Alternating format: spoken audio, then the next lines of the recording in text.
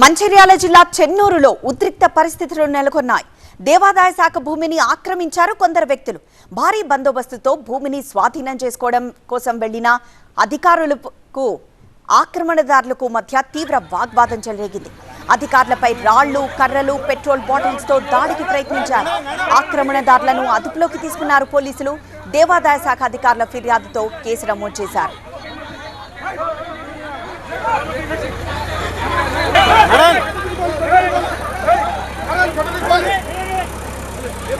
ఆలయానికి చెందినటువంటి 3 ఎకరాల 20 గుంటల భూమి నేషనల్ హైవే రోడ్డు పక్కన చెన్నూరు గ్రామాన్ని ఆనుకొని ఉన్నటువంటి అత్యంత విలువైనటువంటి భూమి.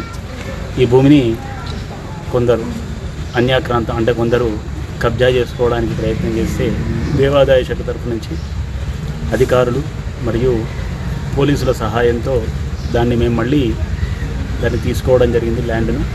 మరి ఇటువంటి భూమిని ఎవరు కూడా అంటే భక్తులు ప్రజలు కూడా ఎవరు కూడా దీన్ని ఎంకరేజ్ చేయకూడదు. ఎవరు ఆక్రమించినా ఇటువంటి దేవాలయ ఆస్తిని కానీ ప్రభుత్వ ఆస్తిని కానీ ఎవరు కూడా ఆక్రమించినా దానికి అందరూ కూడా కలిసికట్టుగా నిలబడి దాన్ని మనమందరం కూడా కాపాడుకోవాల్సి వస్తుంది.